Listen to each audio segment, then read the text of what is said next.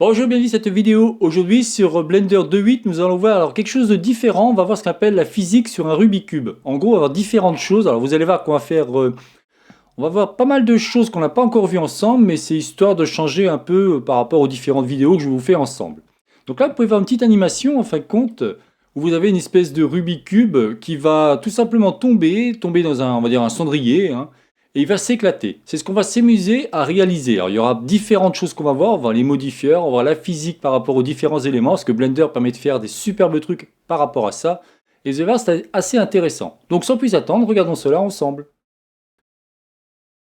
Ok, donc nous voici sur Blender et on va faire en sorte de créer ce que je vous disais au niveau du Rubik's Cube. Alors pour commencer, je travaille avec la version 280.74, histoire que vous puissiez voir un petit peu si vous avez des changements ou pas la même chose que moi, tout simplement que vous n'avez pas la même version, et dans ces cas-là, il vaut mieux avoir la même pour pouvoir faire la même vidéo ou le même cours, tout simplement.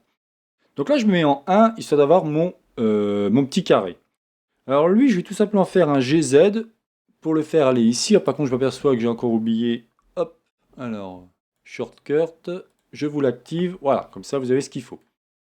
Alors, ce qu'on va faire, c'est comme je disais, c'est qu'on va s'amuser à différentes choses qu'on n'a pas encore vues ensemble. En l'occurrence, on va utiliser ce qu'on appelle les modifieurs. Un modifieur, si vous voulez, ça va vous permettre de transformer votre objet sans que celui-ci soit validé de manière définitive.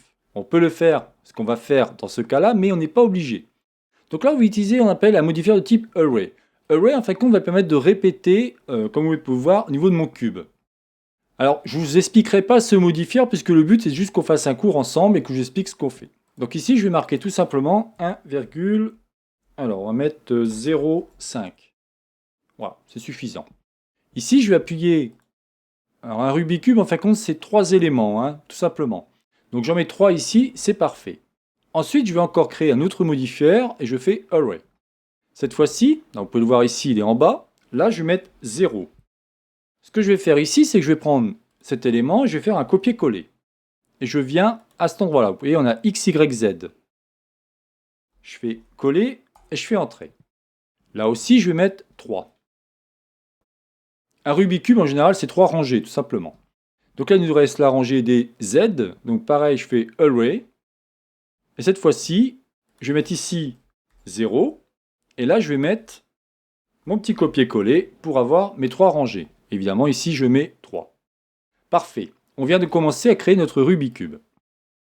Ce qu'on va faire maintenant, c'est qu'on va tout simplement appliquer. Comme je vous disais, ici, si on regarde, alors pour savoir un petit peu, vous voyez, si je fais ça, vous allez voir que d'un seul coup, votre modifieur, je l'ai désactivé, il n'a qu'un seul cube en fin de compte. Donc vous pouvez, si vous voulez, travailler sur vos différents modifieurs. Alors, il y en a plein, hein, là je vous ferai des vidéos, mais bien plus tard, pour vous expliquer différents modifieurs. Mais l'intérêt d'un modifieur, c'est que vous pouvez appliquer un modifieur ou utiliser un modifieur sans que celui-ci soit appliqué définitivement. En gros, c'est ce qu'on appelle quelque chose de non destructif, tout simplement.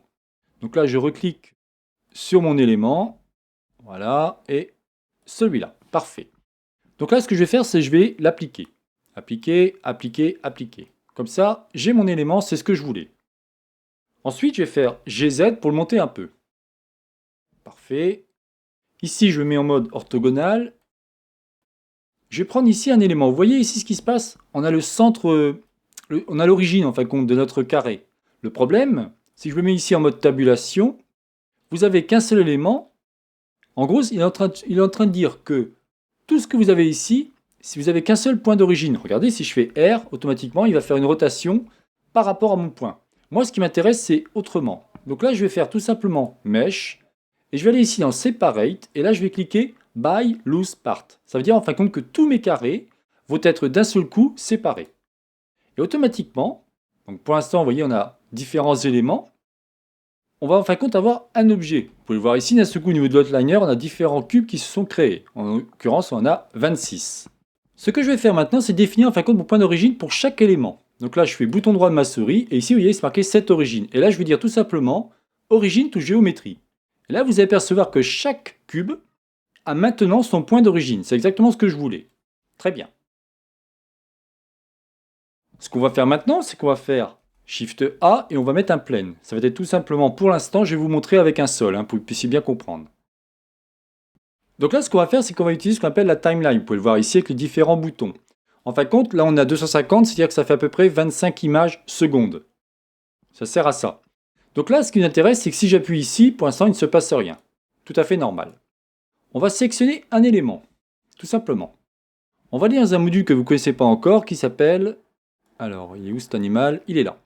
Je vais cliquer sur ce Rigid Body. Et ici, je vais laisser en active. Par contre, ici, je vais mettre 500 grammes. Donc, je vais tout ça mettre 0,5, ce qui va me donner 0,5 kg. C'est très bien.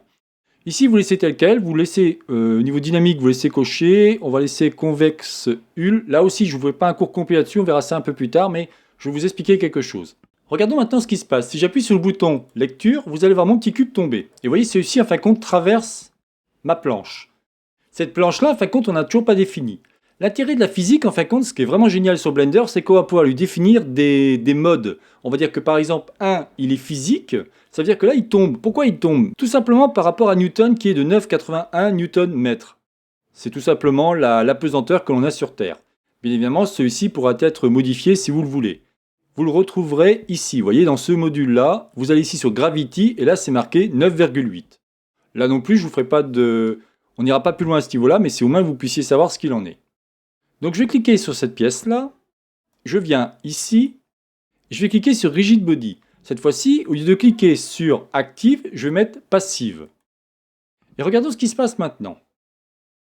Je clique sur le bouton lecture, et regardez mon cube, cette fois-ci, vous voyez, il a été arrêté. L'intérêt de mettre en passif, c'est que là, d'un seul coup, vous lui dites, ok, c'est une contrainte. Enfin, c'est pas une contrainte, c'est comme si c'était un mur, tout simplement. Ce qui vous intéresse maintenant, c'est de faire quoi? C'est tout simplement mon cube s'explose, comme vous avez pu voir dans la vidéo, mais surtout c'est l'ensemble. Donc je prends un élément, d'accord?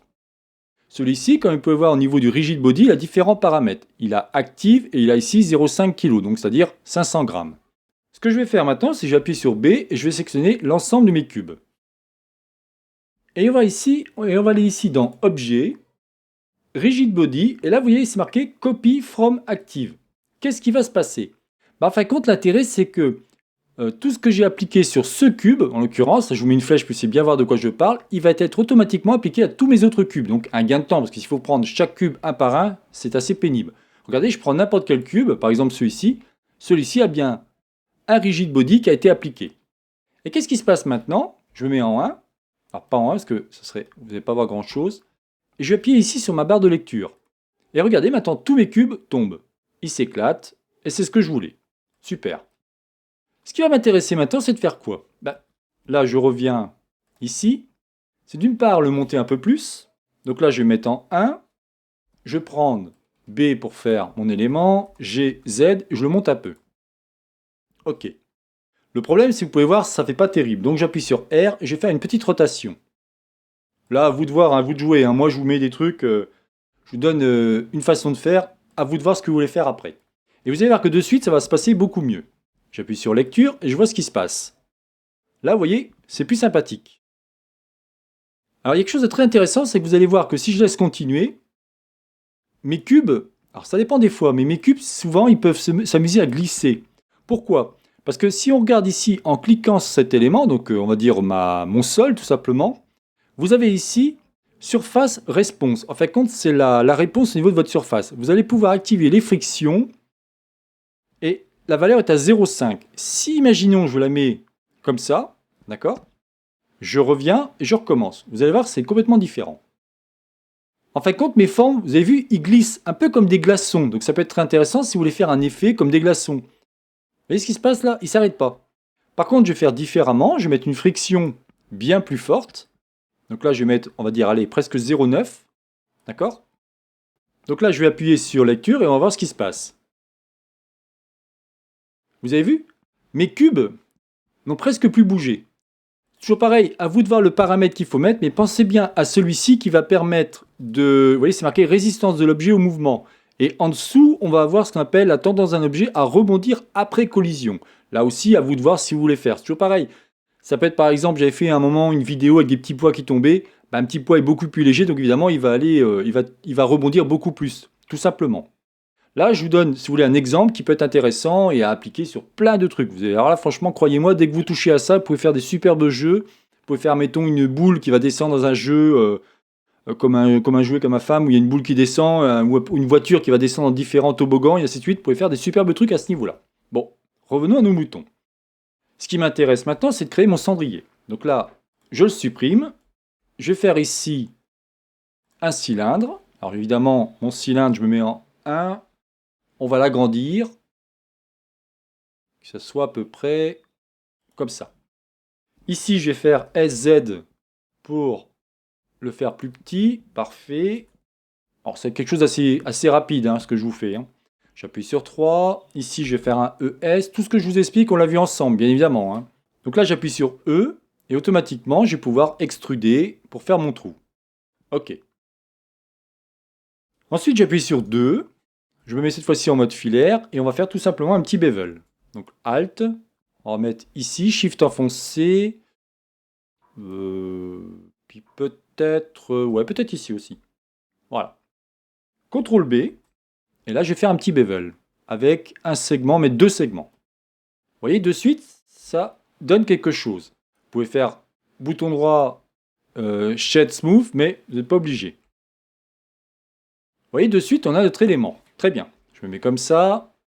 Regardons ce qui se passe. Donc là, mon cube est là. Ce que je vais faire, c'est que je vais le monter un peu, parce que là, sinon, ça ne va pas aller. J'appuie sur B. Je récupère cet élément, GZ, et je vais le bouger. Sauf qu'il me bouge les deux, ce crétin. Je recommence. B. Hop. GZ. Voilà, parfait. On le fait tomber un peu plus haut. C'est cool. Alors évidemment, lui, il faut le mettre en passif. Il faut lui créer un rigid body. Parce que regardez, si je fais... Je lui demande, vas-y, tombe. Qu'est-ce qu'il va? Eh ben, il traverse. Évidemment, puisqu'il n'est pas pour l'instant considéré comme un rigid body. Donc là, je vais cliquer sur mon objet. Je vais cliquer sur rigid body. Et ici, bon, on va laisser tel quel, sauf qu'on va le mettre en passive. Et on va laisser tel quel pour l'instant. Regardez, on appuie sur le bouton lecture. Qu'est-ce qui va se passer? Ah, c'est bizarre, celui-ci, enfin, comme vous avez vu, n'est pas rentré dans la boîte. Pourquoi? Parce qu'en fait, quand ici, au niveau de votre shape, shape qui veut dire forme, il ne faut pas être en convexe hull. Il faut être ici en mesh. C'est-à-dire que celui-ci va prendre l'intégralité de votre mesh. C'est-à-dire qu'il va bien comprendre qu'il y a un trou, donc il va rentrer dans le trou. Sinon, ça ne marchera pas. Regardez, on va voir de suite la différence. J'appuie sur le bouton lecture, et là, il n'y a pas de problème. Ça rentre et ça s'explose exactement comme je voulais. Eh bien écoutez, on a fini. Maintenant, ce qui va m'intéresser, c'est la couleur. Bien évidemment, histoire que ça ressemble à ce que je vous montrais. Alors pour la couleur, c'est très simple. On va prendre un élément. On va cliquer ici sur Shading. On ne l'a pas encore vu, hein, j'en suis désolé, mais comme je vous dis, c'est histoire de vous montrer un peu ce qu'on peut faire avec Blender. Faites exactement ce que je fais et il n'y aura aucun problème. Ici, on va créer avant un matériau, mais je crois que c'est fait. Parfait. Donc, on va prendre par exemple un rouge. Un Rubik's Cube a 6 faces, donc on va créer 6 couleurs. Alors là, je vais faire Shift A, et je vais chercher ce qu'on appelle, alors, je ne sais jamais où est-ce qu'il est, cet animal, voilà, Color Ramp. Je vais zoomer, puis c'est bien voir ce que je suis en train de faire. Lui, je vais le fixer ici, Base Color, d'accord? J'ai tout simplement pris j'ai glissé le bouton gauche, hein, je l'ai mis ici, bien évidemment, sous-entendu si vous avez un clic gauche. Hein. Alors sinon, c'est un peu plus compliqué. Donc ici, je suis en look dev et pour l'instant, il ne se passe rien. Pourquoi? Parce que là, vous voyez, ma base color a été reliée à un color ramp. Il faut que je mette des couleurs. Alors, on va prendre le premier. Je clique ici. Et là, je vais lui mettre une couleur, par exemple, bleu. D'accord? Avant, ici, je vais mettre en constant. Ici, je vais appuyer, histoire d'avoir... Alors, j'en ai 3, 4, 5, 6. Le but, c'est d'avoir quelque chose d'à peu près égal. Après, à vous de jouer, hein, à vous de comprendre. Hein. Tout ça, je vous ferai des cours bien évidemment sur les shaders, mais comme je vous dis, c'est vraiment pour vous montrer qu'on peut commencer à faire des trucs intéressants avec Blender. Parce que je comprends bien que les gens qui suivent mes vidéos et qui sont pas débutants, ils doivent se dire ouais, bah ça je connais ça par cœur, j'ai pas besoin de regarder. Je comprends très bien, mais il y a des gens évidemment qui ne connaissent pas. Donc là, je vais appuyer ici, je vais mettre par exemple du blanc. À vous de mettre les couleurs que vous voulez. Hein. Ici, vous voyez, à chaque fois j'appuie bien ici. Hein. Vous pouvez soit en cliquant ici la position, vous voyez si je fais ça, vous avez la petite flèche pointillée qui vous sélectionne votre élément. Alors je suis ici, maintenant je vais être ici, donc là du bleu, on va rester bleu, et là je vais prendre par exemple du vert. On va se mettre un vert ici, très bien. Qu'est-ce qui va me rester? Il va me rester celui-ci, on va le mettre en orange. Voilà. Alors, sauf que, eh oui, c'est ce qui me semblait. Là, je suis bon, là aussi, mais là, alors, faut Vous voyez, là, je ne peux pas attraper, donc je vais attraper différemment. Voilà. Et là, je suis sûr d'avoir mon curseur. S'il veut bien, il veut pas, hein. Saleté. Voilà. Pour l'instant, il ne se passe rien. Normal, puisque pour l'instant, si vous voulez, on a lié qu'un seul objet. Et lui, il dit, bon, bah ok, constant, bon, bah pour l'instant, tu veux que cette couleur. Là, je vais faire Shift A, et je vais récupérer, alors, un input qui va s'appeler objet info. En fin de compte, je vais lier mes différentes couleurs à mon objet. Mais je vais le faire en random. Et c'est ça qui est génial, c'est que d'un seul coup, vous allez voir que votre objet, vous voyez, il a fait un random. Random veut dire aléatoire. Et d'un seul coup, vous avez créé votre objet comme un Rubik's Cube, à vous de voir les couleurs du Rubik's Cube. Et si je le fais tomber, comme la dernière fois, donc je vais cliquer sur Layout, je vais remettre ici Z en Look Dev, hein, par exemple. Et si je clique ici, vous allez voir que, vous voyez, je vous montre bien, ça fait exactement comme la vidéo. Il vous reste quoi à faire? Il vous resterait celui-ci à mettre une couleur. Donc là, on va faire ça, on va cliquer sur New. Et par exemple, on va lui mettre un noir. D'accord? Alors après, je vous explique pas tout le shading, tout ça. Il y a pas mal de choses à voir, hein. Je vous explique pas tout parce que ça serait trop compliqué. J'essaye de vous expliquer des bases, on va dire. Vous voyez, j'ai fait exprès de mettre des edge loops pour que ce soit un peu plus sympathique. Et évidemment, ici, moi, je ferais plutôt que je fasse un shade smooth. En gros, ça va lisser vos faces. Là, vous pouvez voir ici qu'on est en flat. Ça veut dire qu'on va avoir tout simplement, on va avoir les différents polygones. Et si je fais un shade smooth, là, on aura quelque chose d'intéressant. Mais pas tant que ça. Alors, il vaut mieux dans ces cas-là cliquer ici sur Modifier et on va faire un Subdivision Surface. Et là, on aura quelque chose de plus lissé, plus intéressant. On va mettre à 3. Vous voyez, on a quelque chose de plus joli. Le problème, c'est qu'ici, vous voyez, le fond, en fin de compte, n'est pas bon. Si je désactive mon modifieur ici, j'appuie sur 3, je récupère celui-ci, je fais un ES et je vais faire un fond plus sympathique. Plusieurs fois, vous voyez. Encore une fois. Et là, on sera sûr d'avoir un fond très joli. Peut-être ici que ça va pas, donc on va mettre quelques edge loops, CTRL R, voilà, parfait. Et si je reprends maintenant ma vidéo, hop, on va se mettre comme ça, je clique ici sur lecture, et vous allez voir qu'on a approximativement la même chose. Alors, ce qui n'est pas agréable, c'est tout ce qui concerne la grille, le curseur, tout ça. N'oubliez pas, vous pouvez cliquer ici sur l'icône overlay, display overlay. Overlay, si vous voulez, c'est comme des sous-couches. J'ai trouvé ça génial dans Blender 2.8 parce que c'est vraiment pratique, vous faites ça et automatiquement, vous pouvez carrément enregistrer votre vidéo, pour ceux qui sont intéressés, et vous allez voir directement votre élément. Voilà, donc c'est terminé pour cette vidéo. C'était donc la chaîne Savoir pour tous réalisée par Jean-Michel. Alors j'espère que vous avez aimé cette vidéo. Vous voyez, c'est complètement différent. Ça change un peu ce que je vous fais habituellement. Mais je voulais vraiment commencer à vous amener dans l'animation. Et vous allez voir que Blender, alors on fait toujours les choses basiques, j'en conviens. Mais le but est toujours de vous expliquer les bases pour pouvoir faire des choses plus intéressantes. Là, vous voyez, les rigid body, c'est très intéressant dans le sens où vous allez pouvoir jouer avec, comprendre un peu ce qui se passe, jouer avec les différents curseurs et voir ce qu'il en est. Pour la prochaine vidéo, on s'amusera sûrement à faire une autre animation. Ce sera tout simplement un petit cube qui se promène.